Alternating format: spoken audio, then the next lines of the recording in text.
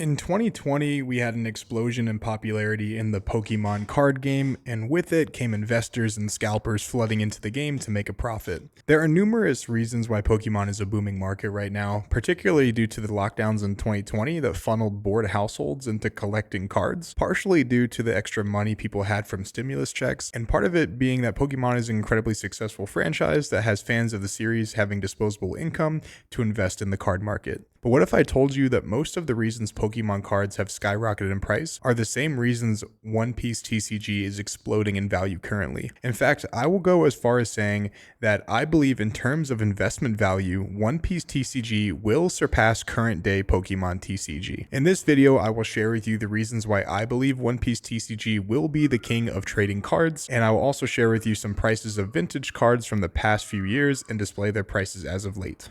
Heart Pirates TCG. The first reason why I believe One Piece TCG will surpass Pokemon is the fact that Pokemon's TV shows and games are not nearly as impactful to the youth as they once were when I was a kid playing Fire Red or Soul Silver. There's no definitive source that shows this information, but from all the bad publicity the new games are getting, especially after the Pal World lawsuit and the heat that Nintendo is getting, and considering I have not heard anything about the TV show in years, I can assume that it's just the trading card aspect of the community that is thriving. And I know what you guys are thinking. Isn't that good? Like, this is a trading card game. That's what we're talking about, right? Sure, like, I'm not saying Pokemon is dying by any means, but I do believe that if you only grow up collecting the cards, I don't believe you form a strong emotional attachment to the brand. Whereas in One Piece, people grow up watching, 1,200 to 1,500, maybe even 2,000 episodes, depending on when One Piece really ends, and they develop these emotional connections with these characters in the show. And the characters in One Piece are fantastic. They have depth, they're interesting, they have special powers, and I really believe that this will influence the next generation to at least support the card game by casually collecting their favorite characters, and it will lead to a healthy collector's market. The second reason why I believe One Piece TCG will surpass Pokemon is the fact that One Piece's fan base is so much younger than Pokemon's. While the nostalgia portion of Pokemon's fan base is the 90s kids, they're anywhere from 28 years old to 40 years old. And people in that demographic are usually starting families, or they have more important bills to worry about, like their car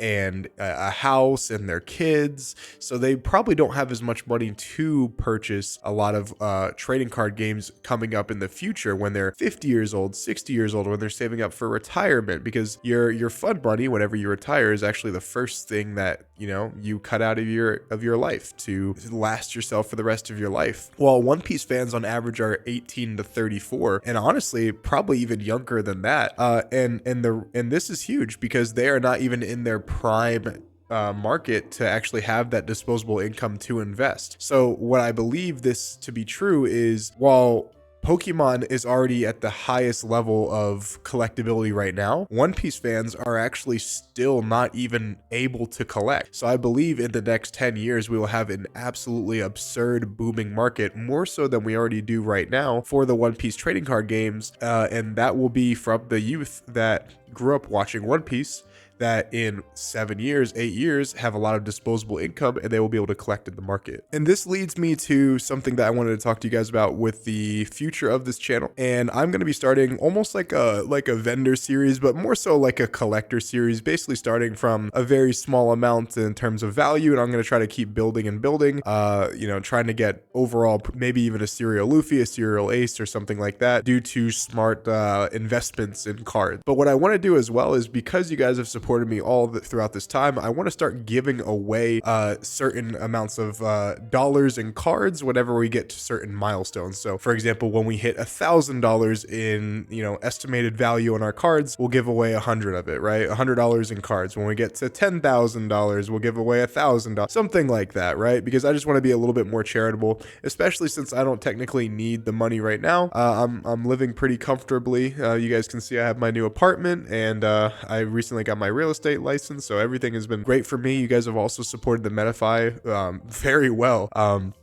We've just had an explosion of sales, so I really appreciate you guys, and I'm hoping you guys will follow along with this series, and it'll be fun for you and me, because when I win, you guys win, so it's gonna be exciting. And the last reason that I have for this video on why One Piece TCG will surpass the Pokemon trading card games in terms of investment value and become more so like Bitcoin is the fact that it has so much more room for growth. I talked about this earlier in the video where Pokemon has already, in my opinion, kind of capped out on how much all these cards are worth. Now, of course, they're not going to completely drop in value. I'm just saying they're not going to, the cards that are already, let's say, $5,000 or $10,000 right now, do you really think they're going to grow an extra $10,000, $20,000 in value over the next 10 years? Some of them will, but I don't believe most of them will. Whereas One Piece cards are very, very cheap right now, relatively.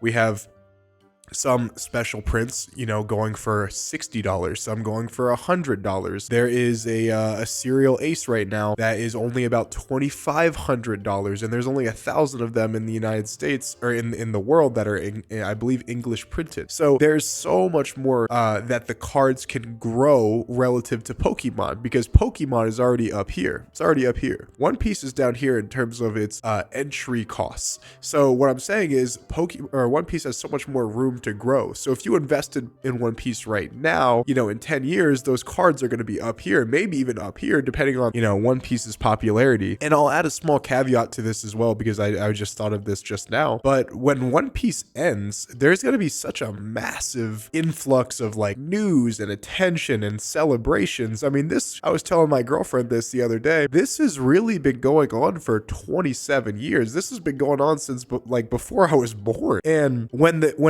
the journey is finally over, there's going to be such a massive like news cycle on this. There's going to be so much love and support and posts and social media videos, and this is going to just completely blow up. And another man, there's so many different ways that this game can blow up, but we've still not really gotten a great One Piece game. Like actual game. We have a great card game. The card game's fantastic. The show is amazing. But we don't have a game. I think the best game that I played for One Piece was this fighting game called Burning Blood, and it was really fun. Now, it had some issues, but it was really fun. Imagine if we got like a One Piece MMO. Imagine if we got a One Piece like RPG or a really popular fighting game. I mean, just the popularity would just skyrocket. One Piece is already an incredibly popular IP and franchise. Imagine if it actually started using its popularity to actually make really cool projects in other divisions of the market, video games. I know it's collecting, like in terms of like stuffed animals or whatever, probably isn't there, but it could do something like that. There's a lot of really cool things that they can do. They're already doing promos with like baseball teams and soccer teams. There's a lot of room for improvement for One Piece, and the floor is very low. It's not the lowest, but it's very low right now. And if you invest in this game now, the sky's the limit. This could be the next Pokemon. This could be the next Bitcoin. And me personally, I'm excited to see where this goes. As someone that plays the game competitively, as someone who loves the anime, loves the manga, as someone that, played the fighting games, grew up with One Piece, I am excited to just collect some cards, maybe make some money on it in the process, as well as just play the game because I love it. So in addition to the cards that are in the base set that are more so the playables, you have collectible cards as well. And these are the chase cards that are in every set. There's at least like one or two chase cards that people, have a hard time getting because they are very short printed. And I do believe that we are in the vintage version or the vintage era of the One Piece card game, because we have this Goldie Roger. There's only one listing for $23,000, and it's of course a BGS Black Label 10, which is incredibly hard to find, but there's not even any other listings of this card. The most recent sale of the card that's not a Black Label 10 is most recent sale was $6,000. So not only that, but in OP13, we have this red manga Luffy right here, and it is selling for around $8,000 with the most recent sale of $8,500. And this is not even the only, chase card that you can get in this very limited time that One Piece is around. We have Romance Dawn that is a sealed product. This is just wave 2. This is a reprint set, and a case of the reprint set, 12 boxes, is going for $15,000. And I also looked on Facebook Marketplace, and there's a wave 1 blue bottom booster box that just itself is going for $4,200 for one sealed box. And in addition to that, we also have some prize cards that players are incentivized to compete in tournaments for. This is what you guys know me for. Oh, I'm sorry. There's one more example right here, and there's $2,500 for a manga Zoro. So there's just plenty of, collectible cards to go around that are just exploding in value that I really don't believe is going to come back down too much. I think it's only going to keep going and going because this is vintage One Piece after all. I mean, this is a very, old, hard to find card. This is OP06. I mean, we're on OP13 right now. This is not in circulation anymore. And now we have cards that people are incentivized to play in tournaments for, which is where you guys know me from. This is what I do. I play in these tournaments and I win these cards. I sold one of these cards for $900 when I won a top 8 at the One Piece Day in Dallas, Texas. And now we have one listing for $1,500. The last sold is $900, but it looks like it's completely bought out. Right? Same thing. If you guys are same thing, let's look at this. I was at this event, Celebration 2023 event. This was in Los Angeles for the very first Nationals. I had this card. I sold it for about $45.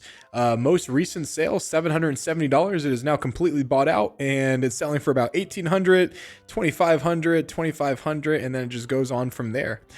This is not even just another example. This is on top of this. We have a Monkey D. Luffy. I actually just recently won this card. It hasn't come in the mail just yet from Versus Games, and it's selling for about $700. There is one that sold for about $400 on about 2 weeks ago, and now most recent sale $600, and look at that, $700. There's only one listing. And then last example of this, guys, is we have a Nami. I won 4 of these. I won 4 of these cards right here. I sold them for about $350.